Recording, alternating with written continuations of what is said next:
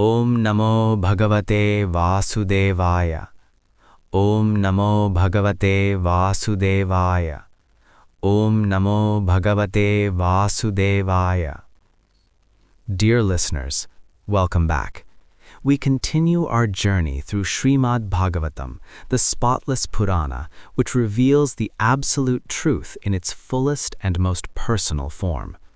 Today, we hear Canto 1, Chapter 2, entitled Divinity and Divine Service. In the previous chapter, the sages of Naimisharanya placed their sincere and essential questions before Sri Sutta Goswami. Now, in this chapter, Sutta Goswami begins to answer those questions, establishing the foundational truths of spiritual life. Sutta Goswami first glorifies the assembly of sages, appreciating their questions as most auspicious. He explains that questions centered on Lord Krishna are beneficial not only for the questioner, but for all humanity. This is a very important principle. Srila Prabhupada explains that real religion is not based on fear, profit, or social identity. It is based on awakening our dormant love for Krishna. Any so-called religion that does not develop attraction for hearing about Krishna is considered a waste of time. Next, Sutta Goswami explains the nature of the soul. The living being is not the body, nor the mind, nor the intelligence. The soul is eternal, full of knowledge, and full of bliss. However, due to long association with material nature, the soul has forgotten its relationship with Krishna. Because of this forgetfulness, the soul tries to enjoy separately from the Lord and becomes entangled in repeated birth and death. Srila Prabhupada explains that all material activities, karma, jhana, and yoga, are incomplete unless they culminate in devotional service. Sutta Goswami then presents a very powerful and comforting truth. He explains that devotional service to Krishna is causeless and irresistible. Even if one begins bhakti without full knowledge, the process itself purifies the heart. Unlike material efforts, devotional service is never lost. Even a small advancement on this path saves one from the greatest fear.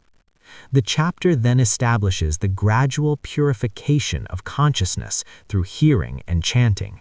Sutta Goswami explains that by regularly hearing Shrimad Bhagavatam, the dirty things in the heart, lust, anger, greed, illusion, pride, and envy, are gradually destroyed. As the heart becomes purified, devotional service becomes steady. When devotion becomes steady, passion and ignorance diminish, and when goodness becomes prominent, one experiences happiness, clarity, and satisfaction.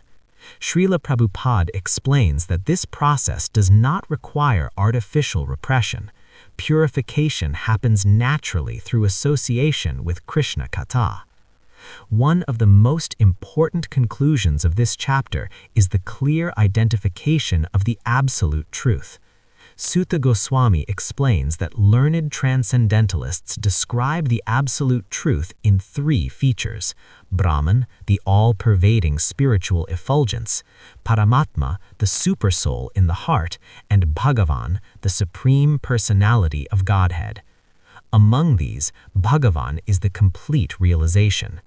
Srila Prabhupada makes it very clear that realization of impersonal Brahman or localized Paramatma is incomplete without understanding the Supreme Person, Lord Sri Krishna.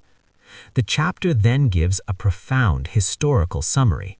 Sutta Goswami explains that Lord Krishna appeared in this world to relieve the burden of the earth, to protect his devotees, and to re-establish the principles of religion. After completing his pastimes, the Lord returned to his own abode. With his departure, Kali Yuga fully manifested. However, Shrimad Bhagavatam appeared at that very moment as the literary incarnation of Krishna. Srila Prabhupada explains that although Krishna is no longer physically present, he is fully present in his words. By hearing Bhagavatam, one directly associates with the Lord. Sutta Goswami then declares a very important truth for our age.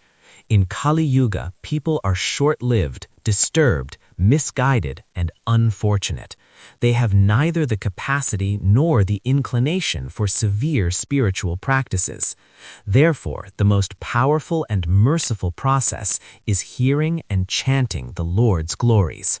This process works regardless of one's background, qualification, or condition. The chapter also establishes the authority of Shrimad Bhagavatam. It is meant for those who are free from envy.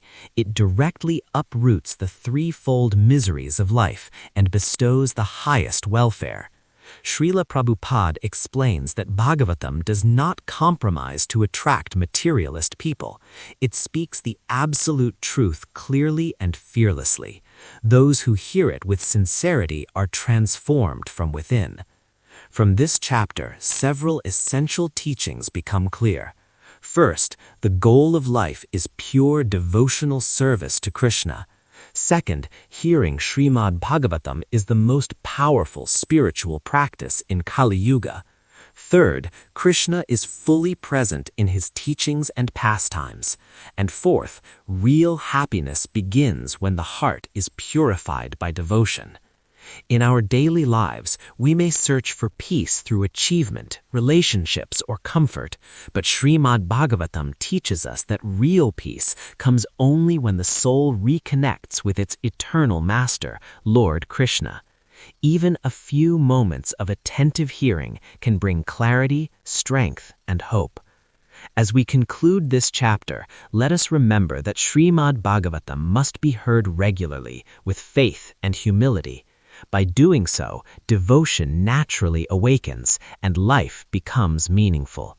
May we always remain connected to this divine sound vibration. All glories to Srila Prabhupada, all glories to Shrimad Bhagavatam, all glories to Lord Shri Krishna. Hare Krishna.